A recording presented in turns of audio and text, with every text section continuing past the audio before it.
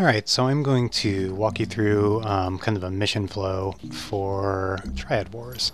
What you were just kind of looking at there was on your map, before you start on like taking out a rival's turf, you're going to have a couple of optional tasks that you can do that will add timer to the clock for taking over a turf. Sometimes they're kind of important. Like, I haven't necessarily run into needing extra time yet. Each one is giving 2 extra minutes on top of the 6 that you start out with.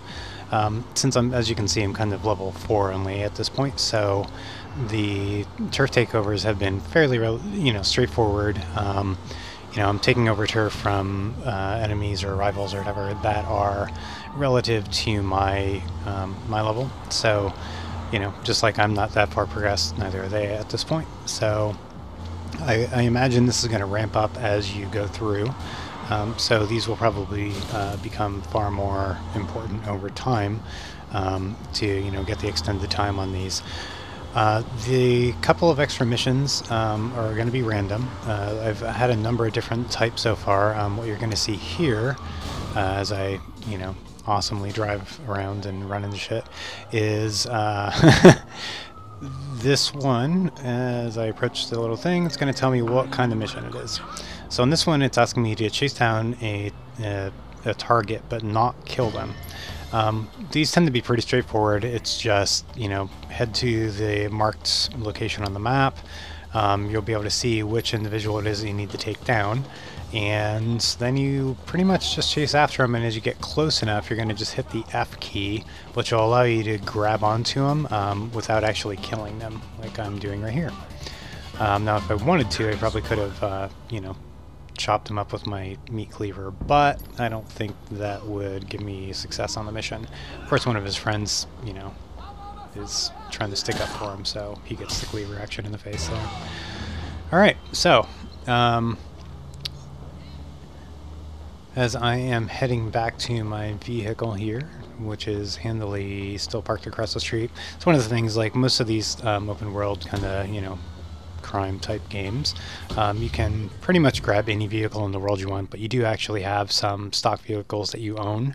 One of the things you'll kind of see a little bit later on here is that, this vehicle that I have, it's a little beat up right now, but it's actually quite a bit faster than, like, I ended up grabbing a minivan later on, which is kind of slow, which right now it's not that important, but over time, especially if you're getting chased or trying to get from point A to point B quickly, you're going to want to be conscious of vehicle selection and all that. Vehicle controls are pretty straightforward on PC.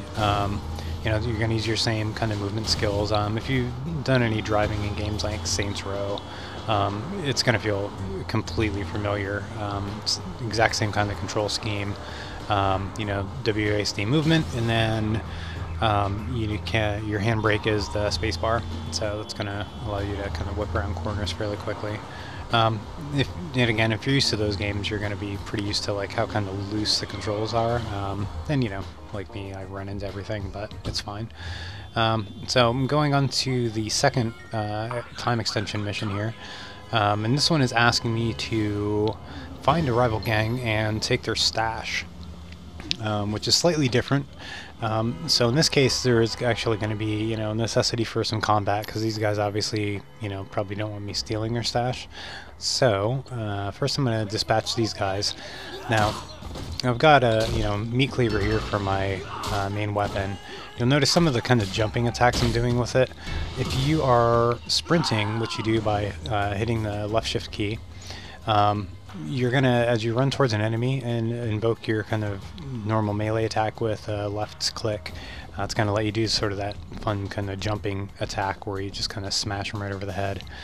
Alright, so in this case, now to steal their stash, as you see here, it's gonna ask you to kind of turn the pins on the safe lock. So I'm doing that, and it took me a little bit. This is the first one of these missions that I've actually run across, so as you'll see, it took me a bit to realize, like what you have to do to actually lock it in. For some reason I was thinking I had to actually lock in the number and hit enter or something to actually lock it in and move on to the next. And I wasn't necessarily paying attention to the very obvious on-screen tooltip, which is telling me now that I've locked the first one in, I want to turn counterclockwise. So of course I kept turning the wrong direction at the start here, but that's okay. You'll notice too, like right before I started trying to open this, it had a timer on it for how long until the police arrived. At this point I was starting to get a little bit nervous, thinking the police were about to come screaming around the corner and shoot me in the face. But interestingly enough, the moment I started turning the dial on this thing, it paused that timer, which meant I had all day long to sit here and screw around and try to figure out how the heck to open this very basic lock. But at this point I'm starting to maybe almost figure it out, but not yet. So we'll just kind of fast forward here for a second. Okay, so I am getting this lockbox opened up here. As you can see, it's a pretty simple mini game type thing where you basically just turn the dial clockwise and counterclockwise and then clockwise again, and it will unlock. And hooray! I got some loot and some 2 extra minutes against my rival. So of course now that I've completed the second mission, it's going to automatically dial in the GPS coordinates for the turf I need to go and take over. Of course, you know, being in North America, my natural tendency here is to forget absolutely that we're in Hong Kong and that I'm going to be driving on the steering wheel's on the right side of the vehicle, so I keep defaulting to go on the left, but that's okay. It's also led to some fun hijinks while I'm reminding myself how to drive, which side of the road to be on, but that's all fine and good. So I'm speeding down the highway now towards my objective. The game does a pretty good job of presenting sort of the, you know, the on-screen tooltip of where you need to go, distance you have to travel, all that kind of stuff. GPS works pretty similar to, you know, similar games. So in this case, I'm just gonna get out right here on the highway. You can apparently get some unlocks that are going to let you do some fancy tricks when you dive out of your vehicle while it's still moving. So anyway, so I'm hitting the rival turf here, and of course again I am beating these guys up with my my meat cleaver. No, you don't have to have a weapon equipped. It definitely helps you take these guys down quite a bit faster, but that's okay. The melee combat is actually pretty enjoyable, and it's very similar, at least the way it feels, to the Batman Arkham style combat, meaning there's some very basic, you know, you can either you know, hit with basic attacks, you can counter enemy attacks. Of course what you don't want to do is what I just did right there, which is chuck my meat cleaver at the guy, completely lose track of where I put it, or where it went I should say. So I'm like, well, okay, whatever. So you'll notice what I'm doing here is I'm running around. In the minimap you're going to see there are a few highlighted areas. What these are is this enemy turf's rackets. Like this right here is their cockfighting ring. So I'm going to beat these guys up, and as I defeat the enemies in each of these, they're basically bonus objectives. You have to do at least one of these to complete the actual mission. So if I wanted to, at this point, after I, you know, finish punching these guys in the face, it's going to say that the racket's completed. And that basically means if I really wanted to, I could basically say, okay, mission's done, I'm gonna, you know, take what I've gotten and, you know, call it a day.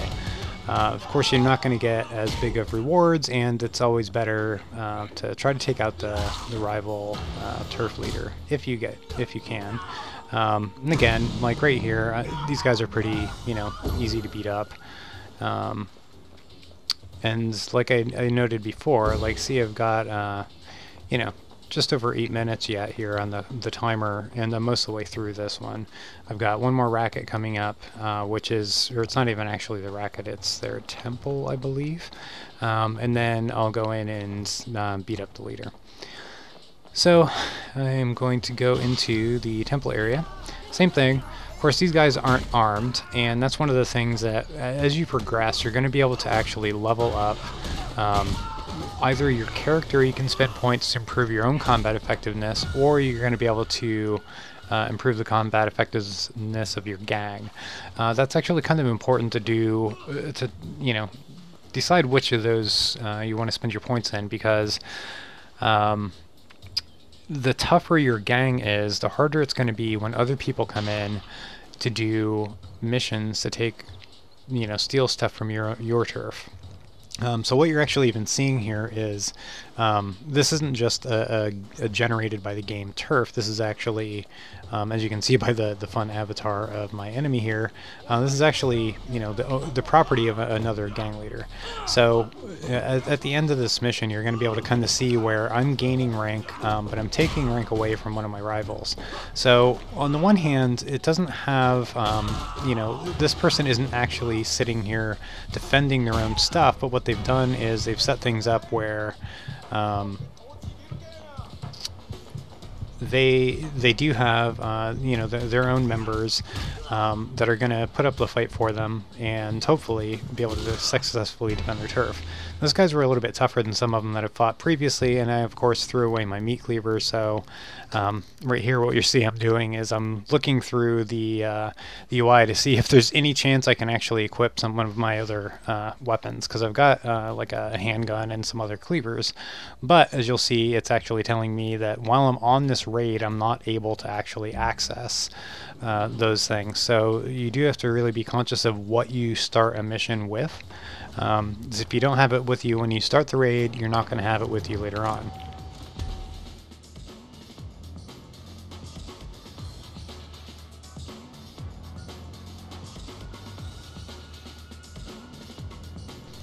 So of course, as I came out the elevator, I didn't realize these two guys that are just kind of standing there like, I'm not sure what they're doing. They're supposed to be defending me and helping me actually take these guys down, which is why I thought, well, I've got low health, and I might not survive the fight upstairs here because I'm still kind of getting used to the combat and don't have any weapons, all that kind of stuff. But these guys are just kind of standing there like speed bumps, which is fine. Again, at this level, the combat's not that hectic and crazy, and it was pretty easy to just, you know, punch and kick these guys down.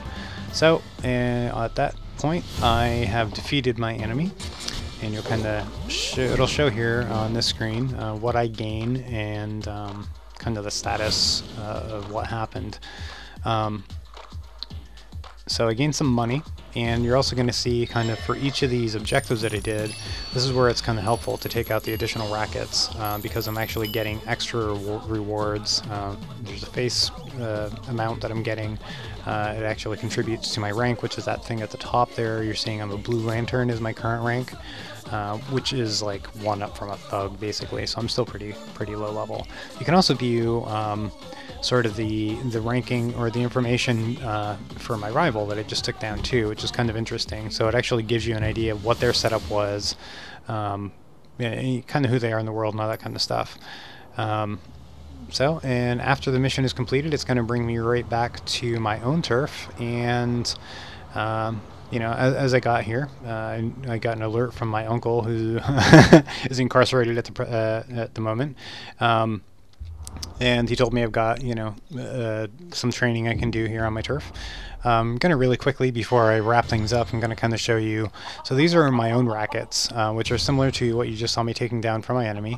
In this case, here's my cockfighting ring. I've got that upgraded to level 2, so I've got a couple of things going there. So I can, collecting the money and checking all that stuff out.